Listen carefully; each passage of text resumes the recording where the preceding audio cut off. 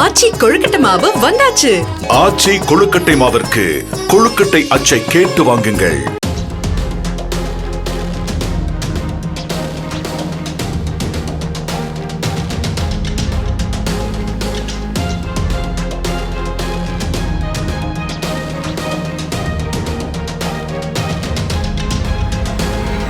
திருவண்ணாமலை மாவட்டம் செய்யாறில் உள்ள அறிஞர் அண்ணா அரசு கலைக்கல்லூரி வளாகத்தின் கழிவறைகள் பராமரிப்பின்றி கிடந்த நிலையில் அங்கு உலவிய பாம்புகள் பிடிக்கப்பட்டு வளாகம் தூய்மைப்படுத்தப்பட்டது. கல்லூரி கழிவறையில் பாம்பு குட்டிகள் குவிந்து கிடந்த வீடியோ வெளியானதை தொடர்ந்து கல்லூரி நிர்வாகத்தினர் பராமரிப்பு பணிகளை மேற்கொண்டனர்.